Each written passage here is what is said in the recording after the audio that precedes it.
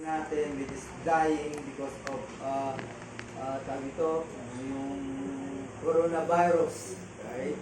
Nasa ICU po siya. Kaya nag-usap kami na pinapanalangin siya ng simbahan. Although maraming nananalangin during the time para sa kanya. At nakita po namin na talagang andun po yung biyaya ng Diyos. Gumaling po siya sa kabila kasi among them ay 49 na katao ang meron coronavirus. During the time ay yung 48 ay namatay lahat pero siya ay nabuhay. Nagkaroon siya ng Panginoon. I was told also na yung ating video, yung ating record, yung ating live ay sinusundan po nila palagi. No? Nakikinig sila sa ating mga preaching, Sunday school, lahat po yun. No? Sinusubaybayan po nila kaya sikat po yung Store Heritage sa Batangas. Right? Lalo na si Joshua. Kung makita nga si Joshua. Si Joshua na ba yan? Alright. So, malaki na. Sabi nga talagang ginagamit po siya ng Panginoon. Okay? So, salamat sa Diyos dahil kahit pa paano ay nagagawa po natin yung responsibilidad po ng simbahan to propagate the word of God. Hindi natin alam. Baka sa ibang lugar pa ay marating ng ating live or recorded na preaching po natin. Salamat po sa Diyos. Okay, so, and also, nakausap ko rin yung isang tiyahin nila na GIU rin, no? Nagiging Kristiyano, kaya alam niya. Kailangan umuwi na kayo dahil Sunday tomorrow, kaya kailangan kayo doon. No? Pinakita ko sa kanya yung ID ko ng GIL, nagulat siya. Okay, so, lahat po yun ay, of course, salamat din sa ating prayer meeting. No? Sinadya ko na talagang ganun ang mensahe because may mga bisita, may papasok na talagang unbeliever pa. And we believe na dahil doon ay narinig nila ang gospel. Okay? Salamat ulit sa Diyos sapagkat ginagamit po ang ating simbahan. Right?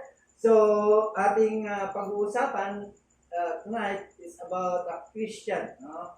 Kung saan ay pilit gustong sipsipin ni Satanas.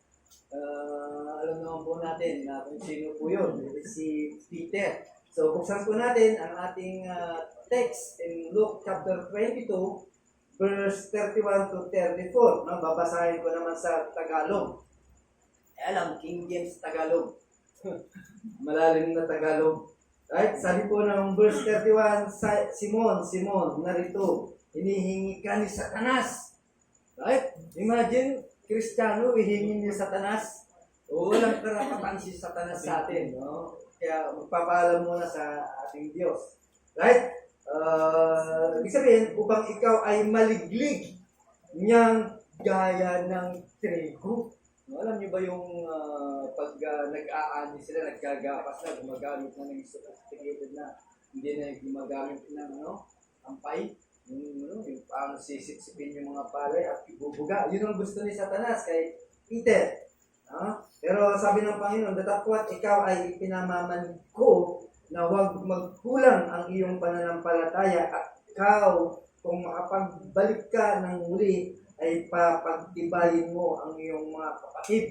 Kaya kapag may mga kapatid na bumabalik, ay sila yung nakaranas ng mga ganitong problema, ay pinapalakas din po tayo. At sinabi sa kanya, Panginoon, nakatalaga akong sumama sa iyo sa bilangguan at sa kamatayan. Really? No? Totoo ba yun? Tingnan po natin. Pero sabi ng Panginoon at kanyang sinasabi ko sa iyo, Pedro, na hindi italaw ngayon ang manok hanggang sa lumong makaitlo na ako'y hindi mo nakikilala. Right? Ganun po si Peter, na talagang makikita po natin yung kanyang katapatan But again, dumating ang problema, dumating ang adversary, dumating ang trials sa kanyang buhay ay nagbago na. That's why alam naman po natin na ang trials, adversary is not pleasant. No? Hindi maganda po sa buhay po ng mga Kristiyano, right? Hindi po maganda. Ayaw po natin po yun. Pero bakit pinapahintulot po ng Diyos yung mga bagay na ganito? Because sa pamamagitan nito ng mga adversary trials sa buhay po natin, matututunan po natin yung pagiging depende natin sa biyaya ng Diyos at pag-asa sa Kanya at ang Kanyang presensya. Kung wala ito, ay malamang ang Kristiyano parang alam na po natin, di ba? Kailangan sometimes ay tumatanggap po tayo nito, pero none of us wishes about these things, no? Itong mga trials and adversity ay hindi po natin inihingi ito. But sa pamamagitan nito, alam po natin, isa din pamamaraan ng Diyos to refine, no? Para kinisin ka, para ikaw ay magiging kasing ganda o kasing kinang, no? Na gusto ng Diyos para sa atin. Kaya again, tandaan po natin, kapag may dumarating ang mga gandong bagay sa buhay po natin, ay ituring po natin na ito ay isang biyaya because God ay trying to mold us, no, into His image. Diba? Hindi ka naman bibigyan ng ganyan para maging sino ka man. Kundi maging kamukha ni Kristo, no? Parang ginto po yan na kailangan idadaan sa init para matanggal yung mga dross, para matanggal yung mga dumi. Di ba? Ganun yung proseso po yun. That's why God allows us, pinapahintulutan ng Diyos na tayo po ay pumasok in the furnace of affliction upang ikaw ay magiging matibay, malinaw, purity sa kanyang paningin. Di ba? Yun yung nais ng Diyos po para sa atin. Kaya lang, ang problema, ang pinaka-problema po natin, kapag ikaw ay nakagawa ng kasalanan. Right? Yun yung malaking problema. Of course, the most difficult of the adversities, yung inakaharap po natin ang kasalanan. At siyempre, of course, yung atake ng demonyo po sa atin. Right? Yun po yung nagiging problema sa mga Kristiyano. That's why, kapag tayo ay pumasok sa ganitong kalalagayan, ay alam naman po natin na talagang masakit. No? Masakit sa Kristiyano. Siyempre, hindi naman tayo super human. Hindi naman tayo super saint para tayo po ay malagpasan po natin po ito. Pero tandaan po natin, dito sa ating text, no? Si Simon Peter ay dapat maintindihan niya during the time, no? Na dadaan po siya ngayon sa tasting. Right? Dun sa ating binasa, kasi King James yun eh. Kung sa English ay, sabi po doon ay, I pray for you. No? Yung you, ano bang ginamit dito sa King James? The. Di ba? The. Yung di kasi singular yun eh. No? Yung you ay plural yun. So I doubt, lahat ng kanyang mga disciple ay pinag-pray niya. Right? Kaya, magpalit na kayo. Di ba? At least natututo po tayo because of that. No? Yung pala, ang pinapanalangin niya ay lahat ng mga disciple, pero doon sa King James ay hindi, na ikaw lang. Kaya again, no? Ay dapat maintindihan po ni Peter na siya yung pinapatungkulan din po din. Of course, lahat naman sila, kailangan talagang dadaan, di ba? Dumaan naman talaga sila sa lahat ng ginawa po ni Peter. Most of them, di ba? Ay talagang na-deny din ng Panginoon sa kanilang mga buhay. Kaya in-specialize si Peter. Alam niya na si Peter ay gagalawin ni Satanas, kaya siya yung pinagsabihan. Imagine, ipinapanalangin kita na ang iyong pananampalataya ay hindi magkukulang. Right? So, alam naman po natin na lahat po tayo ay merong trials, there's some battles na hindi po natin may paliwanag, pero alam po na darating ng panahon na lahat po tayo ay daranas ng ganito, right? Hindi natin hindi natin nasasabi po yun because darating yung testing sa ating pananampalataya. No? Pero pag dumating man yan, alam na po natin that there is hope for us. At merong pag-asa sa mga Kristiyano na lumalaban sa mga ganyang sitwasyon. Siguro sa ngayon, hindi pa natin nararanasan. Maaaring pahapyaw pa lang yung mga bagay na naranasan po natin. Pero alam naman po natin that God nagbigay pa ng lahat ng mga resources, pinaghahanda po tayo para pagdating ng ganitong panahon ay kaya po yun natin. Right? Kaya yun po yung kadahilanan. So, dapat ang Kristiyano ay hindi dapat gano'n ang magiging attitude po niya. No? There's a victory in Christ. Kaya dapat huwag kang papakita na ikaw ay talunan. Right? Kasi maaawa sa'yo ang mga ibang Kristiyano sa'yo. Huwag natin ipapakita na ikaw ay dumaranas at ikaw ay magiging talunan. Right? Because alam po natin, sometimes kapag hindi ka nag-aral, hindi mo tinignan kung ano yung mga binigay ng ating Panginoon para magamit po natin before or the trials come, ay talagang hindi mo alam kung saan ka susunig. Kaya nga ang panalangin ng Lord ay kay Peter na huwag sanang magkulang ang iyong pananampalataya. Okay? So, of course, alam naman po natin na as you nandito ka, ibig sabihin, lumalago ang ating pananampalataya. Tandaan po natin, ang kaaway po natin ay determinado po yan. He is constantly doing para ang isang Kristiyano ay bumagsak. Kasi bilang ganti sa Diyos, yung kanyang mga anak, ang kanyang pupunteriyahin. He wants to destroy us. No? Gusto niyang mapariwara ang mga Kristiyano. Right? Kaya ating pag-aaralan that there is hell in times. No? Sa isang Kristiyano kung saan gustong sipsipin ni Satanas. Okay? Kaya wag po tayong pakampante, no? Although tayo po ay naniniwala, no, that there is God kung saan ay iniingatan po tayo, He give us a victory to overcome all these things.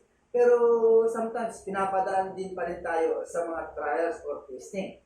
So makikita po natin in verse 31 that there is a constant enemy, no? Determinado. We have a determination that there is a foe. No, ibig lang sabihin, si Satanas ay determinado rin na gusto niyang sirain ang iyong pananampalataya. Lalo na yung buhay Kristiyano mo. Okay? Sa mga unbeliever, hindi niya na pinakikialaman nyo. Ang pinakikialaman po niya ay tayo. That's why, dito sa context nito ay inihingi. Sinabi ng ating Panginoon kay Peter na si Satanas ay nag-request na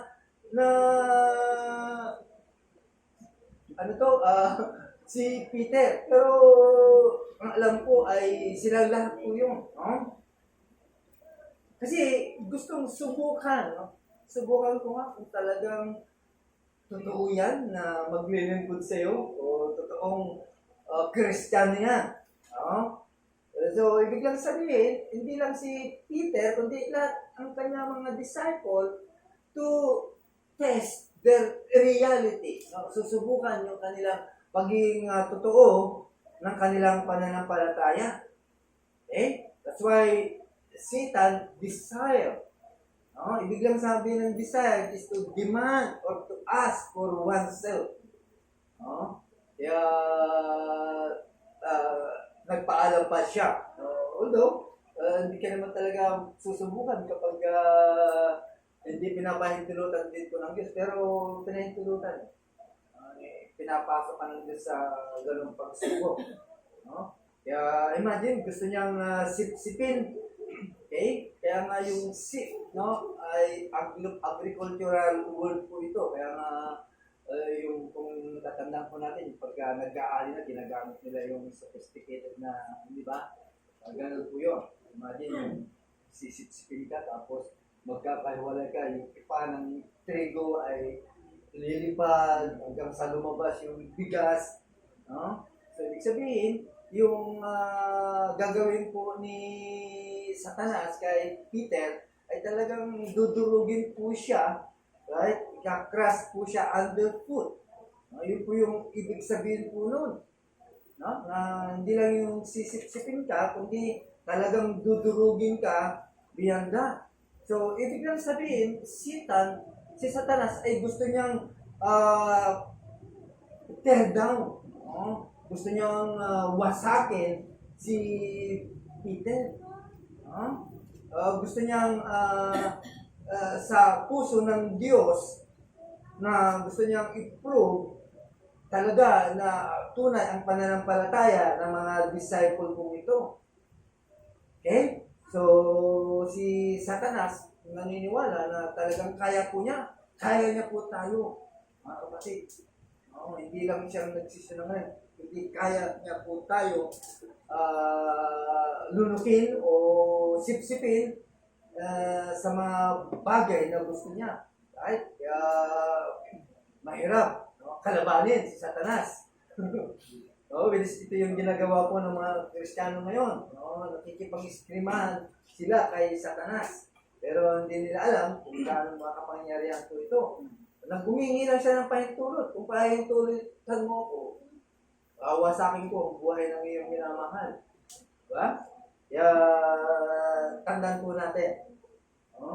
At nagawa niya na po ito, di ba? Sa isang disciple din. Si Judas. Doon ang ginawa niya. Si Judas, bagamat unsaved yun, pero yun talagang ginawa niya. Hanggang sa gano'n ang kalalagayan po niya. Okay? So, ibig sabihin, naniniwala na si Satanas ay kaya po niyang gawin yung mga bagay na gusto niyang gawin sa isang Kristiyano. Pero tandaan po natin mga kapatid, no? Ang gusto lang ni Satanas ay gustong i-cut yung puso ng Diyos. Gusto niya lang talagang gumanti. Right? Gusto niya lang gumanti sa pamamagitan natin. Gusto niyang sirain ang iyong buhay, maging ang aking buhay.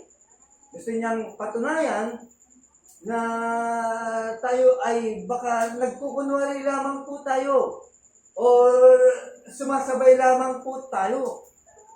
Di ba? Gusto niyang mapatunayan na talagang tayo po ay totoo. Okay? He wants to know, he wants to show to God kung talagang ang Kristiyano po ito na nagsasabi na meron siyang pananampalataya ay gusto niyang silain lahat ng bagay. No? Tandaan po natin, hindi lang ikaw, kundi lahat ng mahalaga sa buhay mo ay gusto niyang pakialaman. He wants to ruin your testimony. Gusto niyang sirain ang iyong pagiging tunay na Kristiyano. You want to destroy everything, your home, everything na mahalaga sa iyo ay gusto niyang sirain ang iyong influensya mismo. Lalo pag ginagamit ka ng Diyos, ginagamit ka ng Panginoon, ikaw ang babantayan. Diba? Ikaw ang babantayan niya dahil ikaw ang bumabagabag, nanggugulo sa kanyang kaharian. Right? So, He wants to take away everything of value in our life. Okay? At gusto niyang iwanan ka na devastated. Walang natira. Right?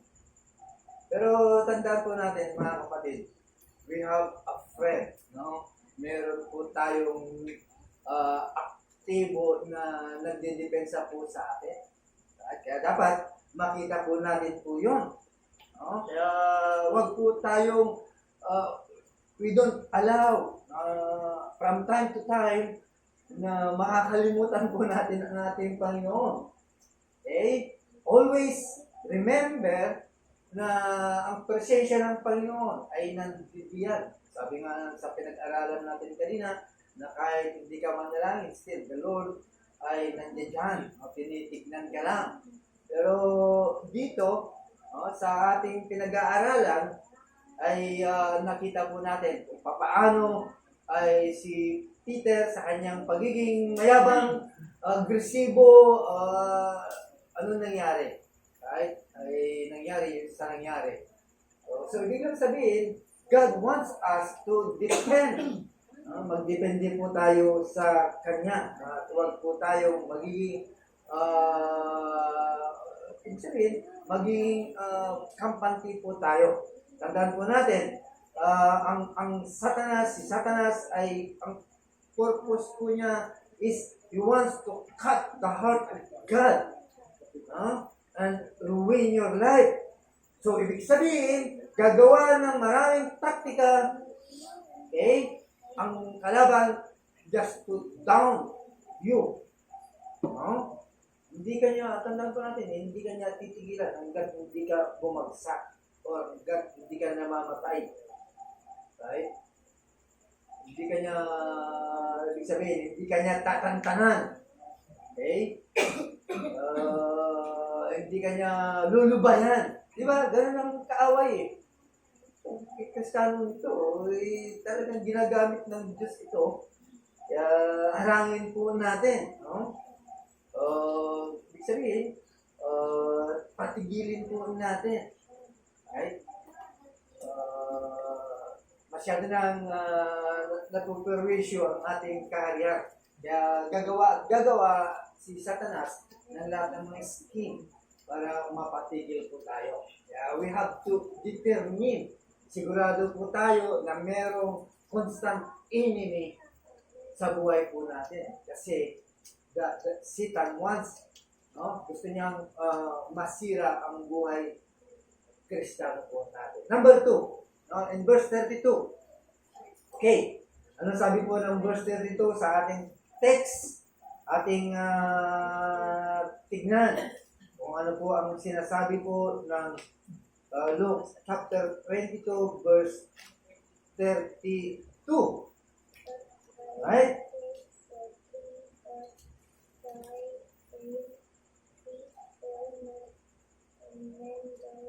Okay. 32, where are you? Pero sabi ng Panginoon, but I have prayed for thee, that thy faith fail not, and when thou art converted, strengthen thy brethren. Dito sa din, no? Sa SB kasi you. Magkaiba po yun. Right, so, ibig lang sabihin, we have a friend. Yung inawit po natin kanina is a diligent friend. Handa po siyang tumama po sa atin. No? Handa po siyang sumama po sa atin. Ibig lang sabihin, masipag ang ating Panginoon para bantayan ang kanyang mga tao. No? Ibig lang sabihin, we have a powerful ally. No? Kasama. Meron po tayong makapangyarihan na kasama that he was there in any area, in any corner, nandiyan ang Panginoon. Yan po yung kanyang presensya po para sa atin. So, ibig sabihin, kung si Satanas ay hindi ka nilulubayan, ang Panginoon naman ay masipag na tayo po ay binabantayan. Right? So, ibig lang sabihin, yung pagkakataon po yun, ang mga disciple ay nakikita niya. No? Nakikita ni Satanas ang lahat ng mga ito. No? Kaya lang, si Peter, no? nakatanggap po siya ng pangako. There is an intercession prayer coming from our Lord. Imagine, no? Ipinapanalangin pala tayo. No? Ipinapanalangin, hindi ibig sabihin lahat. No? Hindi lang kundi you. Lahat kayo ay pinapanalangin po ng ating Panginoon.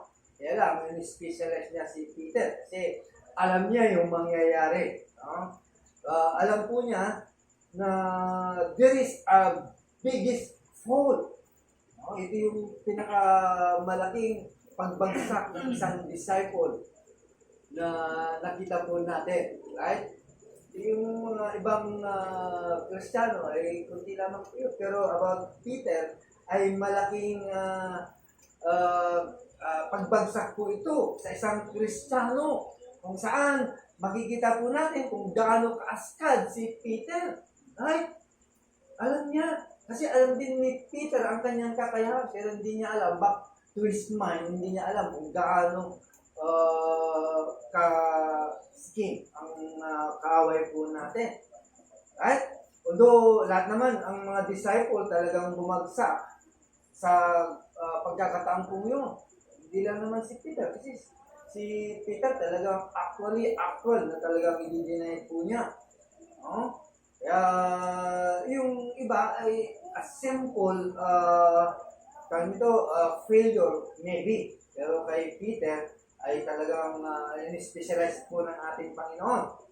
Right? Kasi i-deny niya yung relasyon niya sa ating Panginoon. Right? Sometimes, nagagawa ba natin po yun? Hindi.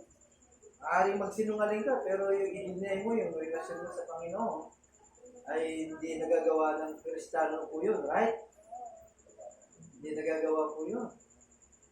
Maaaring magsinungaling po tayo slight lang, pero yung deny, harap-harapan ay talagang iba po yun.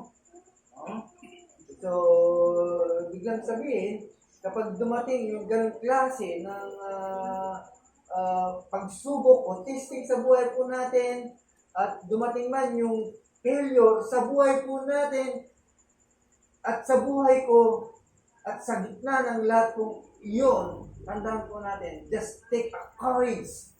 No? Okay? That there is someone pleading. Merong Panginoon na nagpiplead para sa atin. Take courage. O kang basta-basta na ikaw ay bibigay. Okay? There is someone who was praying from heaven para sa atin. Merong nananalangin sa iyo. Na hindi mo alam, baka hindi mo alam, pero basahin mo yung Bible kung sino po yun na nanalangin po sa atin. I think in John chapter 14 verse 3, nandun po yun. Siya po ay nanalangin. Pero tandaan po natin, right? Okay, so Satan, maraming mga devices or scheme to tempt us and to try us. Pero wala sa kanya yung pinaka-last word. Okay? Wala sa kanya. Ibig sabihin, siya ay hindi rin sigurado. No? Ang kasiguran ay nasa ating Panginoon. Okay? Pero tandaan po natin, ang ating Panginoon, lagi nakabantay po yan until the trial ay pass. Okay? We have to remember lagi na ang Panginoon ay nandiyan po yan. Okay? Hindi yan aalis o hindi yan talagang aalis. At hindi yan pangako po niya that He will never leave us, di ba? Until the task na or trial sa buhay po natin. Di ba? Kung talagang matalino po tayong Kristiyano, ay tandaan po natin, laging nakabantay po ang ating Panginoon. Kaya whatever temptation is offered to you, okay? Ano man mga temptation, tandaan po natin, temptation doesn't mean na ikaw ay babagsak na po dyan. Tandaan po natin, Jesus equipped us. No? In-equip na po tayo ng mga maraming resources.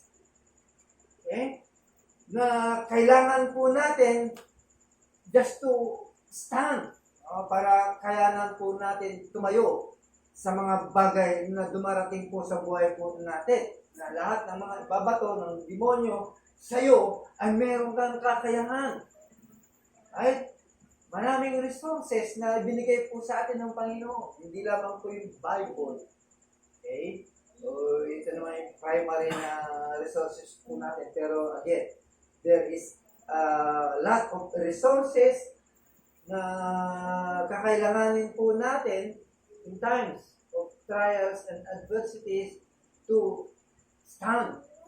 Right? Kaya magiging maaga po tayo.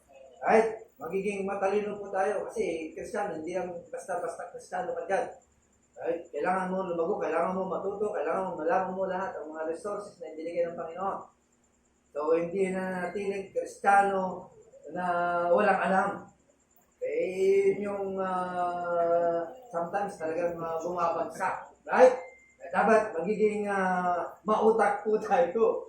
Yung binigyan na nga ng Panginoon na lahat. Tapos, sasabihin mo, hindi mo nakayanan. No? Hindi po reason po yun. Okay?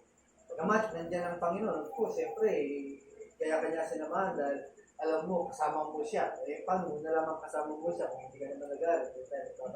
Right? Again, now, last, in verse 32, there is a distinguished future. No? Ibig lang sabihin, kilala po natin yung ating magiging bukas. Right? Kaya sa mga Kristiyano na bumabagsak, tandaan mo, this is not a final. Right? We should ever consider a final. Ibig sabihin, kapag ikaw ay nag-fail or whatever failure you have, ay hindi po final po yun. Nasasabihin mo ay talunan akong Kristiyano, ayaw ko nang magsimba. Ayaw ko na kayong makita. Right? Ayaw ko nang makita ang historic heritage. Yun yung masakit na maririnig natin sa mga Kristiyano na bumabagsak. Di ba? Yan yung pinakamasakit. While si Peter, alam ng ating Panginoon na siya ay babagsak. Pero may pinangako sa kanya.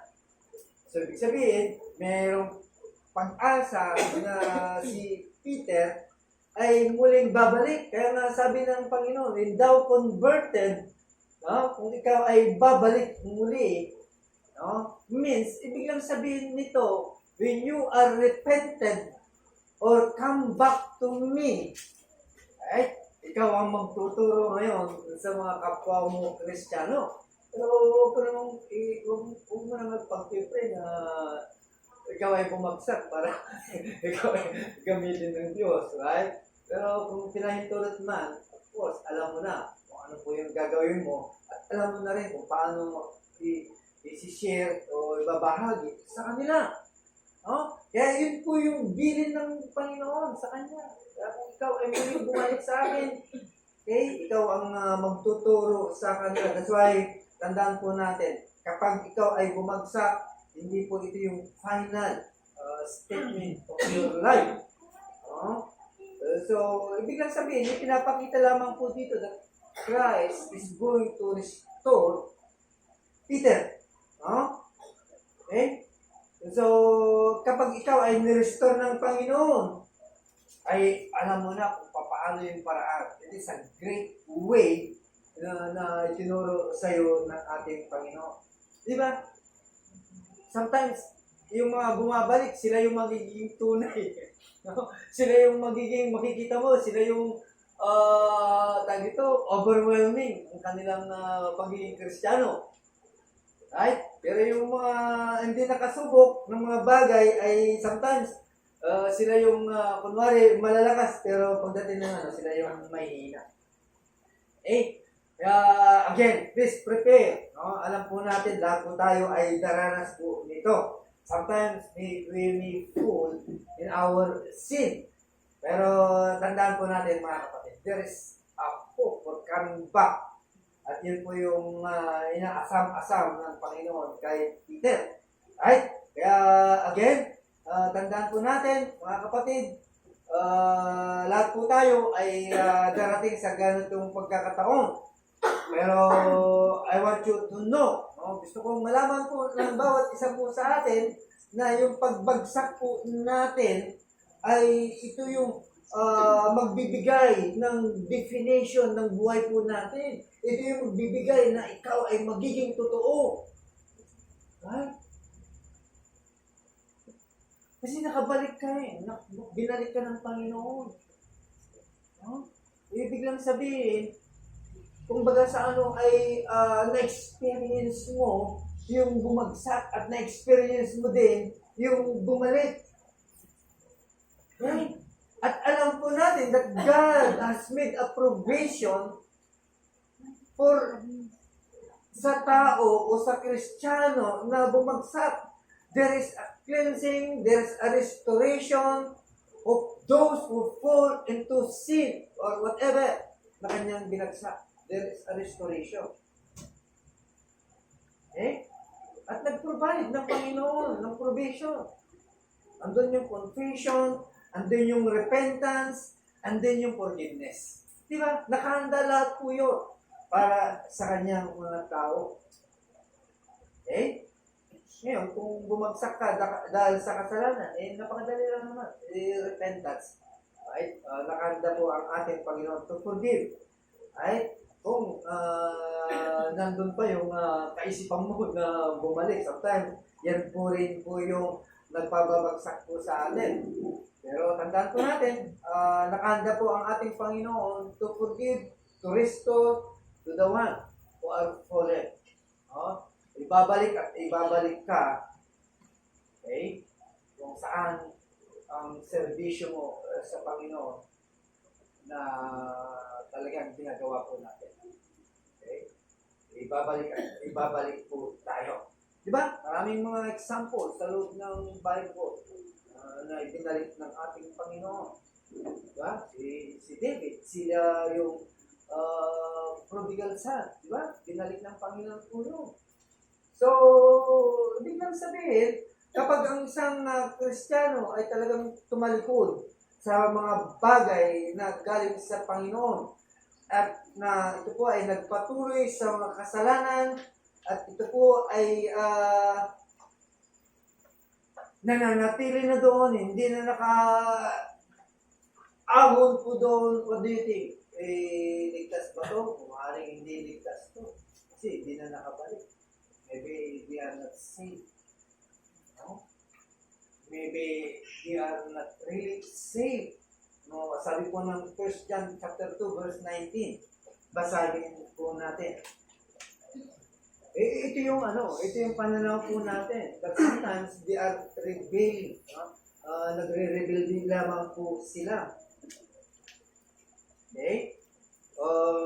Basahin po natin. 1 John chapter 2 verse 19. Okay? Ano sabi po dito?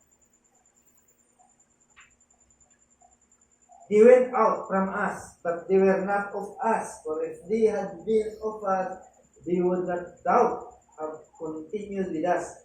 But they went out that they might be made manifest that they were not all of us. No, iba naman yung umalis at may pinuntahan at may napuntahan sa simbahan. Iba yun. Ibig lang sabihin, ito yung Kristiyano na talagang totally na wala na. Right? So, there are two things na makikita po natin. Maybe, ang Kristiyanong ito ay nagre-rebelde. Pero we have to know that they are subject again for discipline. Diba? Dinidisiplina or either chastisement or yung galit po ng Diyos ay nasa kanila. Diba? Ganun lamang po natin titignan. Maaring ito ay nagre-rebelde or either hindi po siya tunay na Kristiyano kaya hindi siya nakakabalik. Okay? Ito po yung nagiging dahilan. Kaya makikita po natin talaga ang isang genuine faith. Okay? Ang isang tunay na pananampalataya na kahit bumagsak po siya, babalik at babalik po yan. Makakabalik po yan. Okay? Ibig lang sabihin, it will never utterly fail. No, hindi siya totoong umayaw na o umalis na sa kanyang pananampalataya. No? Ganun po natin titignan. So, what happened to Peter? Ibig sabihin, tunay ang kanyang pananampalataya. Ibig lang sabihin, si Peter ay talagang ligtas po siya. Right? Kaya nung siya ay sinipsip, it was proven about his profession. Ibig sabihin, na-prove na ang kanyang pananampalataya ay tunay. Ganun po yung Kristiyano na talagang nakakaranas ng mga bagay na ganito. Bumabalik po siya. So, ibig sabihin, genuine ang kanyang pananampalataya. Right? Kaya lang, ang problema sa kanya, kaya siya sinipsip. Ibig lang sabihin, tinanggal yung mga chop, tinanggal yung mga kayabangan ni Peter. Okay? Tinanggal yung kanyang masyadong arrogante. Right? Yun yung mga tinanggal sa kanya. Right? Kaya nga, nung bumalik siya, tinanong siya kung talagang mahal niya ang kanyang ikaw, Lord, ang nakakaalam ng puso ko. See? Nabalatan po siya. So, lumabas yung tunay na pagkatao o yung kanyang pananampalataya. Right? Na ibig lang sabihin, during that time na talagang sinisip po siya, merong lumabas na seed. Yun yung tunay na nangyari. Kaya tandaan po natin, kapag ang isang Kristiyanong tunay at bumagsak, either adversaries or fall into sin, kapag ito po ay genuine ang kanyang pananampalataya, again, maghahanap po yan ng restoration. Lalapit at lalapit po yan sa simbahan kung sino man. At hahanap po yan ng restoration. Hindi yan tatalikod. Hindi yan aalis na hanggat hindi na aayos yung kanyang problema. Right? Okay? Sabi po ng Galatians chapter 6, verse 1 and 2. Again, last verse po natin. Tignan po natin kung ano po ang sinasabi ng Galatians chapter 6, verse 1 and 2.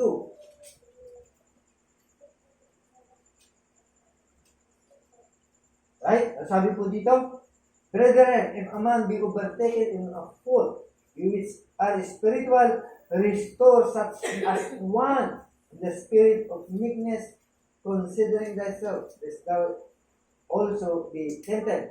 Bear ye one another's burdens, and to fulfill the law of Christ. Okay? Ibig sabihin, ang mga Kristiyanong ito ay hindi nila palalagpasin yung suporta at yung gagawin po natin, anuman, o disiplina man yan, tatanggapin po yan. Hindi nila i-abandon po yan. Hindi, ibig sabihin, walang resistance. Di ba? Makikita po natin po yan. Okay? Makikita po natin sa buhay po nila. Right. So, last. In verse 33 to 34. Okay? Kaya, nung marinig ni Peter yung prediction,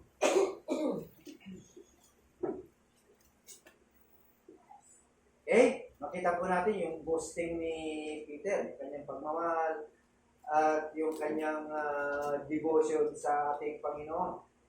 Ano sabi po niya? Kahit sa praise the Lord, sasama ako sa iyo. Kahit sa kamatayan, Panginoon, ay sasama ako sa iyo just to prove my allegiance to you. Right? Good. Very good. Overbided body. Right? Lagi po natin binabanggit po dito. Dadaan ka muna sa ibabaw ng pulpit bago mo salagin. Ganyan po si Peter. Okay? Nalimutan po niya yung prinsipyo na never say never. Ibig sabihin, huwag kang magsasalita nang hindi mo alam.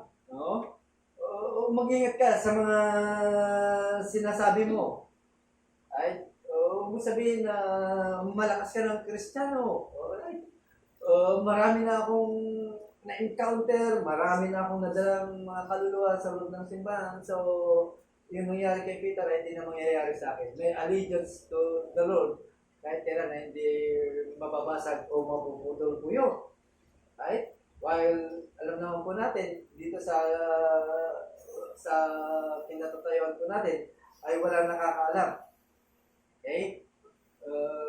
Kung ano yung sinasabi o laman ng puso po natin. Right? So, ang Panginoon lang ang nakakaalam po yan. Okay? So, it's a very dangerous. Tandaan po natin, very dangerous kung tayo po ay mananangan sa ating kakayahan. If we rely to ourselves, or yung ability po natin na kaya po nating tayuan anumang bagay na dumarating sa buhay po natin. Right? Wag po tayong magyayabang po yun. Okay? Huwag mo sasabihin na hindi ko gagawin yung ginawa ni Peter o hindi ko gagawin yung ginawa ng mga ibang disciple o sino man ng mga Kristiyano. Diba? Ibig lang sabihin, nananangan po tayo sa ating kakayanan. So, be careful.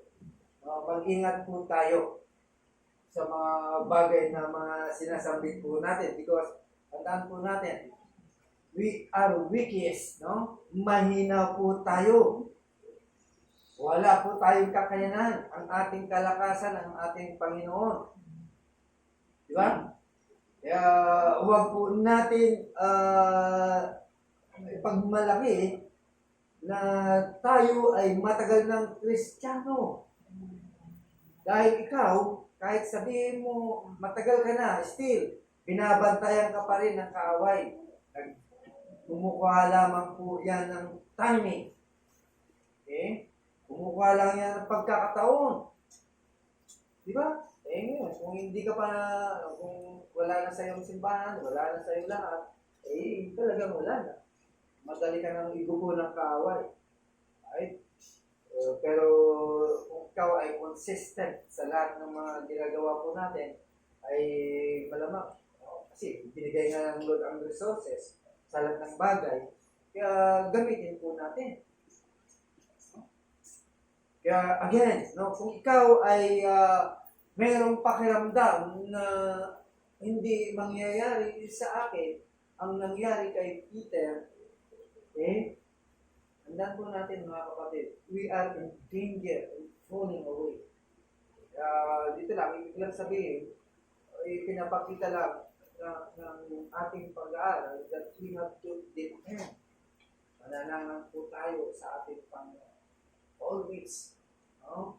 Huwag po natin bibigyan ng pagkakataon ang kaaway sa buhay po natin. Right? So, we have to use all the resources na ibinigay po sa atin ng Panginoon. Right? Again, tandaan po natin, si Peter, disciple ng Panginoon po yan. Kilala niya ang Panginoon. Okay? Kumbaga sa ay advanced po siya dahil kilala niya ang kanyang master. Pero siya, sarili niya, ay hindi niya kilala. Kumbaga sa ay nanangan po siya sa kanyang maliit na pananaw. Right? Hindi siya nag-rely. Okay? Sa kanyang mga, ibig sabihin, hindi niya totally ibinigay ang kanyang pagtitiwala sa Panginoon. Right? So, let us pray. Tayo po'y manalangin. Salamat po Diyos sa mensahe na aming napakinggan. Alam po namin, Lord, na isa rin po kami sa binabantayan ng aming kaaway. Isa rin kami, O Diyos, na gusto po niyang silain ang buhay po namin. At isa rin po kami, Panginoon, na gusto niyang down bilang mga Kristiyano. Kaya salamat po sa mensahe na aming napakinggan, kung saan nagbigay po sa amin ng kaalaman o something, Lord, na dapat po namin tanganan para lang ma-overcome po namin ano man po ang skill ng kaaway po na ito. Diyos, salamat po sapagkat hindi lamang po yun, kundi kami po, kung si Satanas ay binabantayan kami, ikaw din po, Panginoon, na nangako, Diyos, na hindi mo kami iiwan at pababayaan. Kaya salamat po, Lord, sa lahat ng mga resources na mga natutunan po namin na ibinigay mo po, Diyos, para ito po ay magamit po namin para sa aming buhay Christian. Salamat po, Diyos, sa mga kapatid na some of them, Lord, ay nanggaling, maaari sila po ay nanghina or maaaring sila po ay nagkaroon ng agam-agam sa pagiging Kristiyano. Pero sa kaligtasan ng Panginoon, I think sila po ay sigurado po sa kanilang kaligtasan. Kaya lang, sometimes, Lord, nagiging unaware po kami sa mga bagay na nangyayari po sa buhay po namin kung saan ay magdidepende po kami sa aming ability. Kaya Lord, salamat po sapagkat ay pinakita mo po Diyos sa bawat isa po sa amin at tanging ikaw lamang po Diyos magdidepende po kami sa iyo. Salamat po Diyos sa gabi po ito. Pagdalangin sa pangalan ng Jesus. Amen.